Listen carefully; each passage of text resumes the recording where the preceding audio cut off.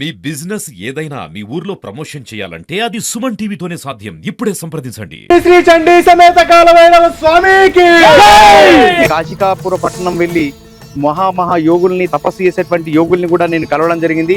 అప్పుడు వారు దక్షిణ భారతదేశంలో రేపు తలమాలికంగా కావలసినటువంటి విగ్రహం అది కేరళలో ఉన్నటువంటి అయ్యప్ప స్వామి లాగా మరొక తిరుపతి దేవస్థానం లాగా ఈ అభయారణ్యం అనేది చాలా అభివృద్ధి అవుతుందని చెప్పి కాలభైరవ విగ్రహాన్ని చూడాలంటే మాత్రం ఖచ్చితంగా ఒక వ్యయ ప్రయాసాలు కోరిస్తేనే మనం ఆ విగ్రహాన్ని చూడగలుగుతాం. ఇప్పటి కాకతీయుల కాలంలో వాళ్ళు యుద్ధానికి వెళ్ళే ముందు కూడా ఇక్కడ ఈ కాలభైరవునికి పూజలు చేసిన తర్వాతనే యుద్ధానికి వెళ్ళేదని కూడా సర్వాయి పాపన్న గారు ఈ కృపతోటే నిజాం రాజుల్ని సైతం గడగడలాడించడం జరిగింది. ఇతర రాష్ట్రాల నుంచి కూడా వస్తున్నారు. కర్ణాటక, ఛత్తీస్గఢ్, ఢిల్లీ నుంచి కూడా ఒక వ్యక్తి మొన్న వచ్చి దర్శనం చేసుకుని కాలానికి అధిపతి కాలభైరవుడు, శివుని మరో రూపమే కాలభైరవుడు. కాలభైరవునికి మొక్కితే ఎలాంటి సమస్యలైనా తీరుతాయని చెప్పి జనాలు నమ్ముతూ ఉంటారు. అతిపెద్ద ప్రపంచంలోనే కావచ్చు, అంటే ఎక్కడా లేని విధంగా కూడా అతిపెద్ద చండీ సమేత కాలభైరవ విగ్రహాన్ని ఈరోజు మేము మా సుమన్ టీవీలో అయితే మీకు చూపించబోతున్నాము. ఇది సిద్దిపేట జిల్లాలోని ఉస్నాబాద్ మండలం ఉమ్మాపూర్ గుట్టల్లో ఉంది. ఉమ్మాపూర్ గ్రామంలోనైతే మనం ప్రస్తుతం ఉన్నాము. కనబడేటటువంటి విజువల్స్ చూడండి. అటువంటి కనబడేటటువంటి కొండల్లోనే ఆ కాలభైరవుడు అయితే కొలువుదీరి ఉన్నాడు. అప్పటి 12వ శతాబ్దం నాటి కాలభైరవ విగ్రహాన్ని మేము మీకు చూపించబోతున్నాం. వెళ్దాం రండి. అంటే అక్కడికి వెళ్ళాలంటే మాత్రం చాలా కష్టం, అంటే ట్రిక్కింగ్ చేయాలి. అంటే అక్కడికి వెళ్ళాలంటే కూడా ఇక్కడ నుంచి దాదాపుగా అది 4 కిలోమీటర్ల దూరం కూడా ఉంటుంది. అంటే కొండ ఎక్కి కొండ దిగాలి అని కూడా అంటున్నారు. మనం అయితే ప్రత్యేకంగా అంటే ఎవరు చూపించినటువంటి ఆ కాలభైరవ విగ్రహాన్ని అయితే ఈరోజు సుమన్ టీవీ అయితే ఎక్స్క్లూజివ్ గా అయితే మీకు చూపించబోతుంది. రండి.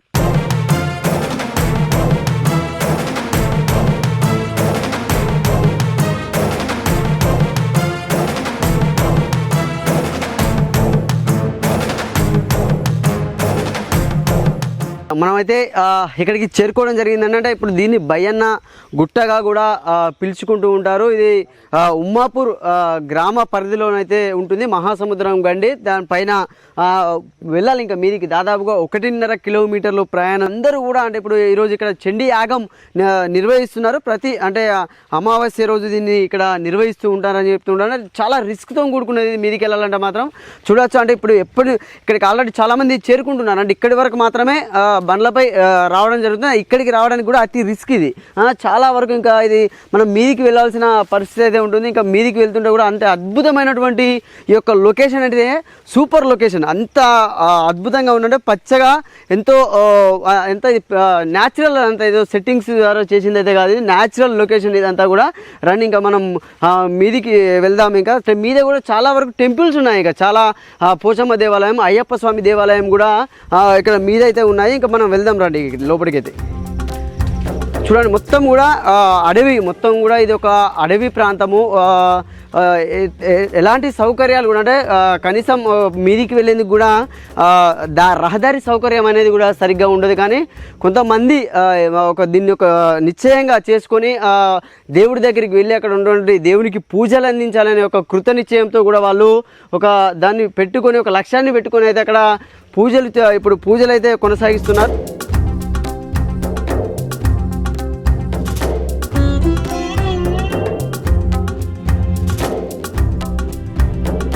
అంటే ఇంకా ఇది అంటే ఇక్కడ కన్ఫ్యూజ్ కూడా ఉంటుంది. బాటల్లో కూడా మీదికి వెళ్ళాలంటే కూడా కన్ఫ్యూజ్ ఉంటుంది కొద్దిగా. అంటే 4-5 రకాల దారులు అయితే ఇక్కడ చిన్న పిల్లబాటలు కానీ రహదారులు అయితే ఉన్నాయి. చూసుకోండి మొత్తం కూడా రాళ్ళు గుట్టలు, మొత్తం కూడా ఎంత న్యాచురల్ అంటే ఇది చూస్తుంటేనే ఒక అద్భుతంగా ఉందండి. ఇప్పుడు ఈ పడేటటువంటి వర్షానికి కానీ ఇప్పుడు ఉన్నటువంటి ఈ యొక్క లొకేషన్కి చూస్తే మాత్రం ఎంతో అద్భుతంగా, ఎంతో ఒక మనసు పులకరించే విధంగానైతే ఇక్కడ వాతావరణం మనకు కనిపిస్తుంది. అంటే ఇంకా ముందుకు వెళ్ళినా కొద్ది ఇంకా అద్భుతమైనటువంటి దృశ్యాలను మీకు చూపించే ప్రయత్నం అయితే చేస్తాం. ఎన్నో జీవరాశులకు ఇక్కడ ఇది ఒక నిలయం ధ్యేయంగా ఉందని కూడా మనం చెప్పుకోవచ్చు. అంటే చాలామంది కూడా ఇక్కడికి ఇప్పటికీ చేరుకోవడం జరిగింది. అంటే ఇది ఒక అడ్వెంచర్, అంటే ఒక సాహసంతో కూడుకున్నటువంటి పని అని చెప్పుకోవచ్చు. మీదికి వెళ్ళాలన్నా కూడా ఒక వ్యక్తి ఆయన ఒక పర్సనల్గా తీసుకుని అక్కడ ఉన్నటువంటి దేవుణ్ణి జనాల్లోకి బయటికి తీసుకురావాలంటే ఆ కాలభైరవుని ఒక చరిత్రని కానీ ఒక ఉన్నటువంటి యొక్క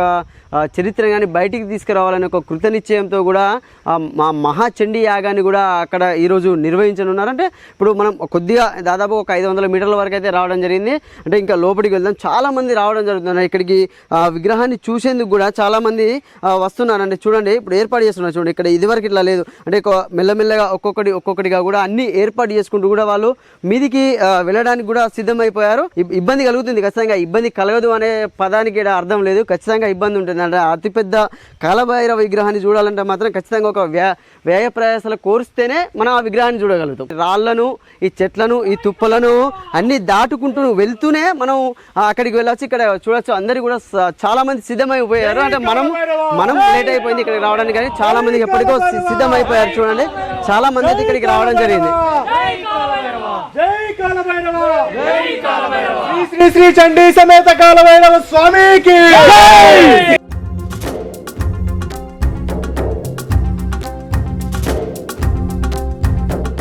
సో అంటే ఇంకా మనం మధ్యలోకి అయితే రావడం చూడండి. ఇంకా ఎంత లొకేషన్ అంటే ఇది ఇటు బండరాయికి ఆనుకుని ఒక మర్రి చెట్టు. ఈ మర్రి చెట్టు బండరాయికి మర్రి చెట్టు సందులోకి వెళ్ళి కూడా అంటే ఇట్లా ఈ మధ్యలోకి వెళ్ళి కూడా రహదారి ఎంత అద్భుతంగా ఉందంటే చూడండి ఎట్లా వస్తున్నారో.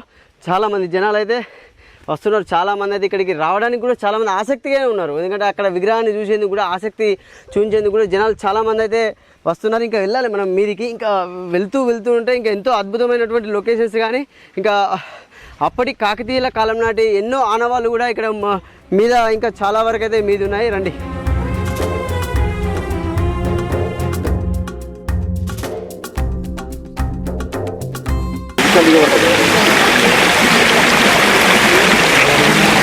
మీరు విజువల్స్ చూసేది ఆ కొండపై నుంచి వచ్చేటటువంటి ఒక సహజ సిద్ధంగా ఏర్పడినటువంటి ఒక జలపాతం. దేవుడు అంటే అక్కడ ఉన్నటువంటి కాలభైరవుని అంటే మీది నుంచి ఇంకా కొండ పై భాగం నుండి వర్షపు నీరు అంటే గత 2 రోజులుగా కురుస్తున్నటువంటి వర్షాలకు సహజ సిద్ధంగా వస్తున్నటువంటి ఈ వాటర్ ఇవి. అంటే చూడొచ్చు ఎంత అద్భుతంగా ఉన్నాయో. అంటే ఎన్నో ఔషధ గుణాలు కలిగినటువంటి చెట్ల వేర్లను తాక్కుంటూ కూడా ఈ జలపాతం అనేది మీది నుండి కిందికి వస్తున్నాయి. ఈ పారే సెలయేర్ల చప్పుళ్ళు, ఈ పక్షుల కిలకిల రాగాలతో ఎంతో అద్భుతమైనటువంటి వ్యూ అయితే ఇక్కడ మనకు కనబడుతుంది. చూడండి ఎంత అద్భుతంగా ఉందో. మా శేఖర్ చూస్తున్నాడు, అంటే మా కెమెరామెన్ శేఖర్ చూస్తున్నాడు. చూడండి ఎంత అద్భుతంగా ఈ యొక్క జలపాతం అనేది వస్తుందో చూడండి. అంటే వాటర్ కూడా ఎంతో స్వచ్ఛంగా అద్భుతంగా ఉన్నటువంటి ఇవే తీర్థంగా కూడా తీసుకొని జనాలు అదవుతూ ఉంటారు. ఎంతో చాలా అద్భుతమైనటువంటి ఈ వాటర్ కూడా మీది నుండి అక్కడ నుండి అంటే దేవుడి దగ్గర నుంచి కూడా ఈ వాటర్ అనేది వస్తుంది. ఇంకా ముంగడికి వెళ్దాం. ఇంకా కొద్ది దూరంలోనే మనము చేరుకునే అవకాశం ఉంది. అంటే ఇక్కడ కాలభైరవుని విగ్రహం వద్దకు రండి.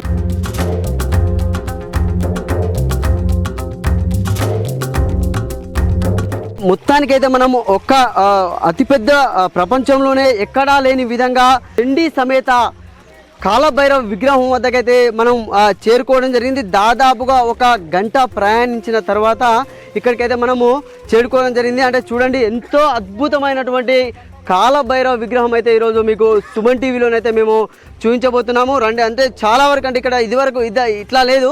అంటే ఇదివరకు కూడా మొత్తం ఇక్కడ చెట్లు పుట్టలతో ఉండేది. కానీ ఇక్కడ ఇప్పుడు అందరూ ఒక సంకల్పంతో ఇక్కడ ఒక గుడి కట్టాలనే సంకల్పంతో కూడా ఇక్కడ అందరూ కూడా ఒక్కతాటిపైకి వచ్చి ఇక్కడ గుడి కడితే ఇక్కడ ఒక పుణ్యక్షేత్రంగా కూడా ఇది ఏర్పడుతుంది. ఇక్కడ కాలభైరవుని విగ్రహం ఇక్కడ ఒక పుణ్యక్షేత్రంగా కూడా ఏర్పడితే కూడా అన్నిటికీ కూడా సౌకర్యంగా ఉంటుందని కూడా ఇక్కడ వీళ్ళందరూ కూడా అనుకొని ఇక్కడికైతే రావడం జరిగింది. మనం ఇక్కడికి చేరుకున్నాం. చూడండి కాలభైరవుని యొక్క విగ్రహం మీద అప్పటి కాకతీయుల కాలంలో వాళ్ళు యుద్ధానికి వెళ్లే ముందు కూడా ఇక్కడ ఈ కాలభైరవునికి పూజలు చేసిన తర్వాతనే యుద్ధానికి వెళ్ళేదని కూడా ఒక చరిత్ర చెప్తుంది. ప్లస్ ఇంకోటి ఏంటంటే ఇక్కడ మనకు 14 అడుగుల కాలభైరవుని విగ్రహం ఒక రాయికి చెక్కబడింది. అంటే దాదాపుగా 12వ శతాబ్దం నాటిదని మీకు చెప్పాం కదా. అప్పటి ఈ యొక్క కాలభైరవుని విగ్రహానికి నిత్యం కూడా ఇక్కడ ఉన్నటువంటి కొంతమంది అంటే ఇప్పుడు గత కొన్ని రోజుల నుంచి అయితే నిత్యం అయితే ఇక్కడ పూజలు అయితే జరుగుతున్నాయి. ఈరోజు కూడా ఒక చండీ యాగం అయితే జరగబోతుంది. ఆ చండీ యాగాన్ని కూడా చూపెడతాము. అభిషేకాన్ని మొదలు పెట్టారు. చూడండి ఎంత అద్భుతంగానైతే ఈ విగ్రహాన్ని అప్పుడు చెక్కారంటే, ఇప్పుడు ఇక్కడ మనకు ఉన్నవారు చెప్తుంది ఏంటంటే, అప్పుడు ఇక్కడ కాకతీయులు భోజనం చేసే సమయంలో దాదాపుగా 2 గంటల సమయంలోనే ఈ విగ్రహాన్ని చెక్కారంటూ కూడా చెప్తున్నారు. అక్కడ నుంచి నీళ్లు కూడా తీసుకువచ్చి ఇక్కడ అభిషేకాన్ని అయితే కొనసాగిస్తున్న పరిస్థితి ఇక్కడైతే మనకు కనబడుతున్నాయి. చూడండి.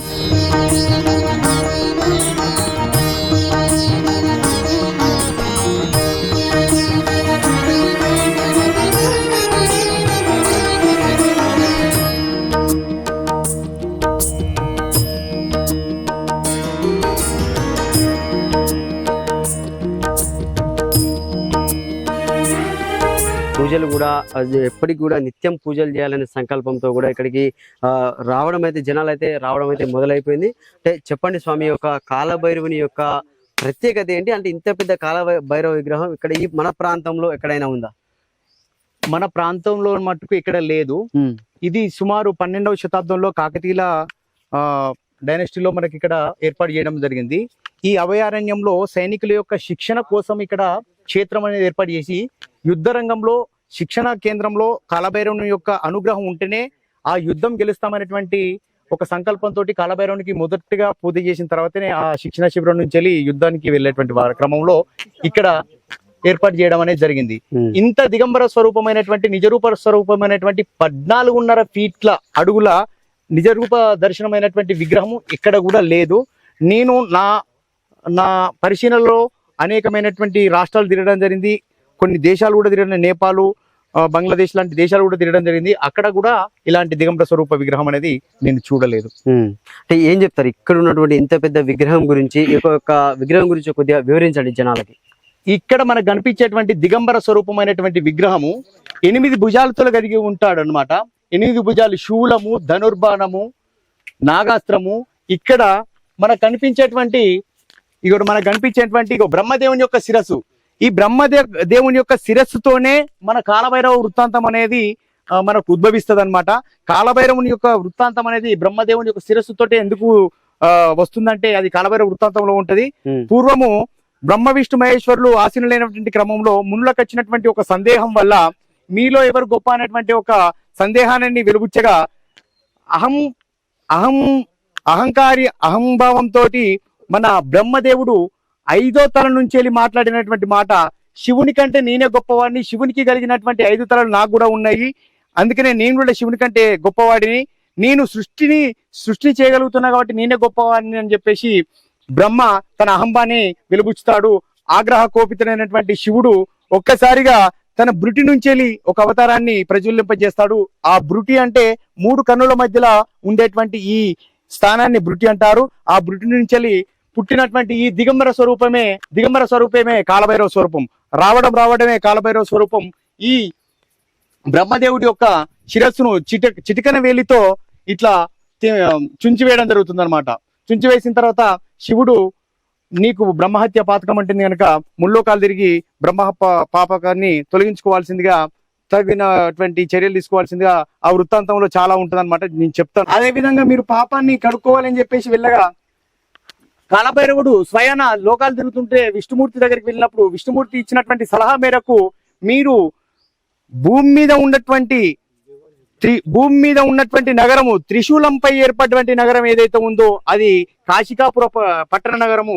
ఆ కాశికాపుర పట్టణ నగరం కనుక మీరు వెళ్తే మీ యొక్క పాపము తొలగించబడుతుందని విష్ణుమూర్తి ఇచ్చినటువంటి మన కాలభైరవుడు అనేది కాశీనగరంకు రావడం జరుగుతుంది. ఆ కాశీనగరంకు వచ్చిన ఎమ్మటే తన వేలు కంటినటువంటి బ్రహ్మ యొక్క శిర అనేది కింద పడిపోవడం జరుగుతుంది. అది ఇప్పటికి కూడా మనకు బ్రహ్మ కపాల మోక్ష తీర్థంగా మన అందరం కూడా అక్కడ పోయి ఆ శివుని యొక్క ఆశీర్వాదం తీసుకొని కూడా ఆ బ్రహ్మ కపాల మోక్ష తీర్థంలో స్నానం చేసి ఆచరించడం అనేది జరుగుతుంది.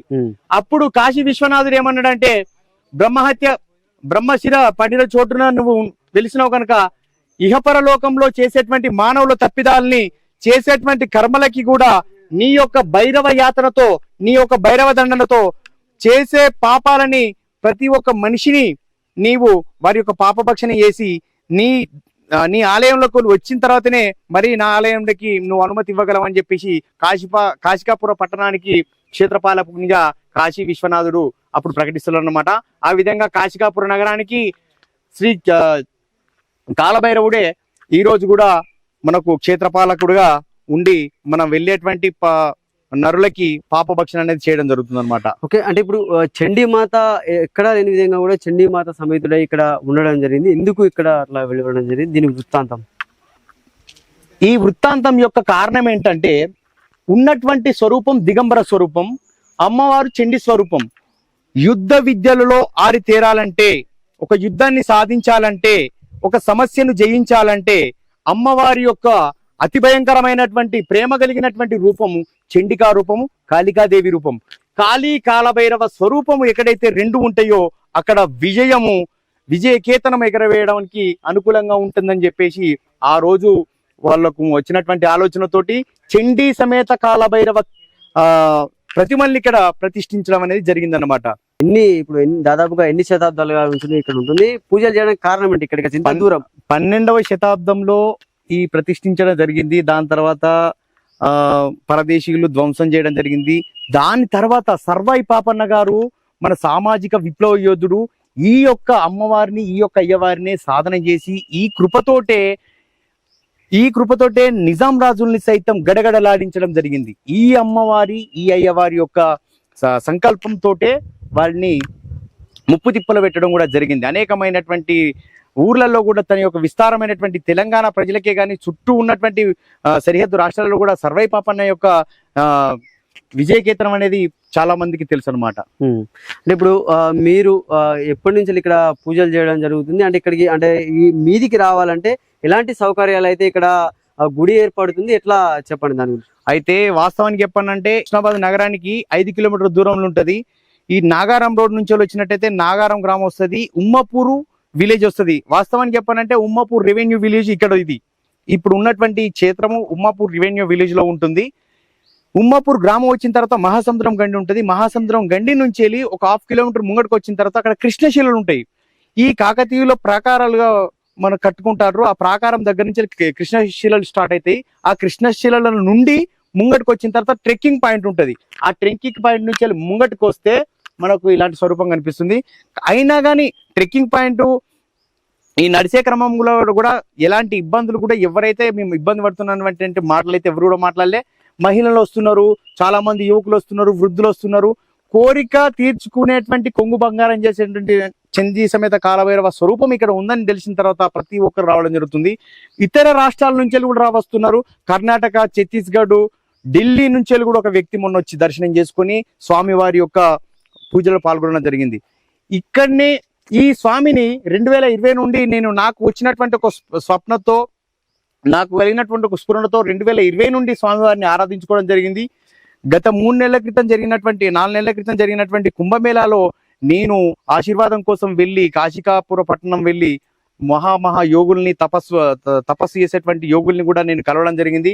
అప్పుడు వారు మీరు చేసేటువంటి కార్యక్రమం చాలా గొప్పది, దక్షిణ భారతదేశంలో రేపు తలమాలికంగా కావలసినటువంటి విగ్రహం అది ఒక అహోబిలం లాగా, మరొక కేరళలో ఉన్నటువంటి అయ్యప్ప స్వామి లాగా, మరొక తిరుపతి దేవస్థానం లాగా ఈ అభయారణ్యం అనేది చాలా అభివృద్ధి అవుతుందని చెప్పేసి మహా మునులు 300 సంవత్సరాలు యజ్ఞయాగాలు చేసేటువంటి మునులు కూడా మొన్న మాకు కుంభమేళలో మాకు దర్శనం జరగడం జరిగింది.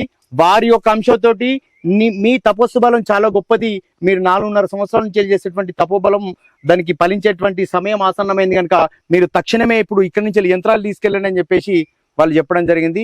ఆ యంత్రాలని తీసుకొని వచ్చి 108 రోజులు అనుష్ఠానం చేసుకుంటా నేటికి మొన్నటి అమావాస్యకి 108 రోజులు అయిపోయినాయి.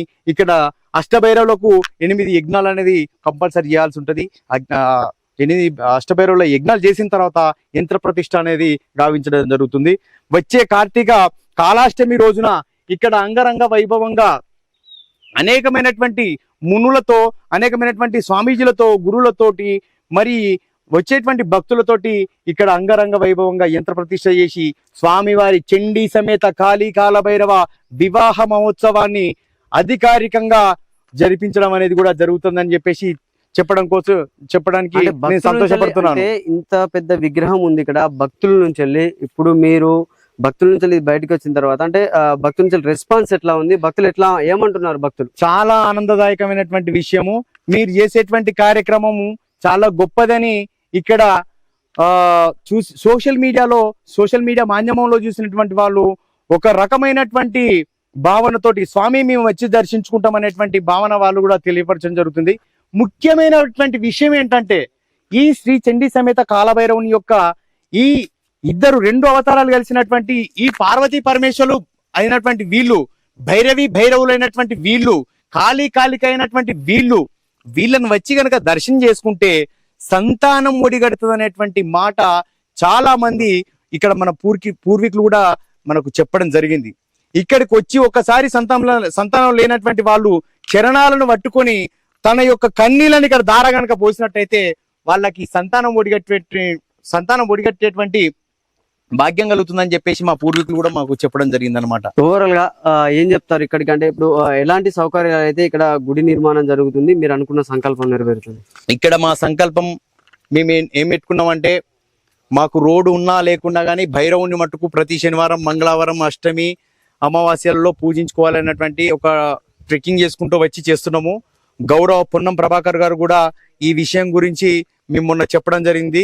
వారు కూడా సముఖంగా స్వామి మీకు ఎలాంటి ఇబ్బంది కలగకుండా మీకు చేసే బాధ్యత నాదని చెప్పేసి భరోసా ఇవ్వడం కూడా చెప్పడం భరోసా ఇస్తూ వచ్చే అష్టమికి కూడా నేను వచ్చి అక్కడ పూజ చేస్తాను స్వామి అని చెప్పేసి తను కూడా మనకు భరోసా ఇవ్వడం జరిగింది. ఎప్పుడెప్పుడు పూజలు చేస్తారు కాలభైరవునికి? కాలభైరవుని యొక్క విశిష్టమైనటువంటి పూజలు ఆచరించేటువంటి దినాలు ఏమైనా ఉంటాయంటే ముఖ్యంగా అష్టమి, అమావాస్య, పౌర్ణమి మరియు శివరాత్రి, మాస శివరాత్రి మరియు ఇతర ఏ పర్వదినమైనా కానీ చేసుకోవచ్చు అనమాట.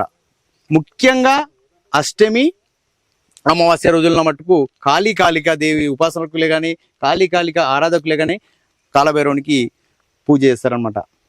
సో చూడొచ్చు, ఎంతో మంది భక్తులు కూడా కోరికలు తీర్చేటటువంటి కాలభైరవుని వద్దకైతే వచ్చి పూజలు అయితే చేయడం జరుగుతుంది. దాదాపుగా ఉస్నాబాద్ నుండి 5 కిలోమీటర్లు ఇటు లోపలికి రావడానికి, మొత్తం కూడా ఇక్కడికి రావాలంటే మాత్రం ఒక 9 కిలోమీటర్ల దూరం అయితే ఉంటుంది. ఇక్కడికి వచ్చిన తర్వాత కూడా ఈ మీదికి ట్రెక్కింగ్ చేసుకుంటూ మీదికి వచ్చి కూడా ఇక్కడ కాలభైరవునికి అయితే, చండీ సమేత కాలభైరవునికి అయితే పూజలు అయితే జరిపిస్తున్నారు. ఏదేమైనా కూడా ఇంత పెద్ద విగ్రహం అనేది ఈ ప్రాంతంలో ఉన్నది కూడా ఒక విశిష్టతను కలిగి ఉందని కూడా ఇక్కడ వీళ్ళైతే చెప్తున్న పరిస్థితి ఉంది. కెమెరామెన్ శేఖర్ తో సతీష్, సుమన్ టీవీ, సిద్దిపేట నుండి.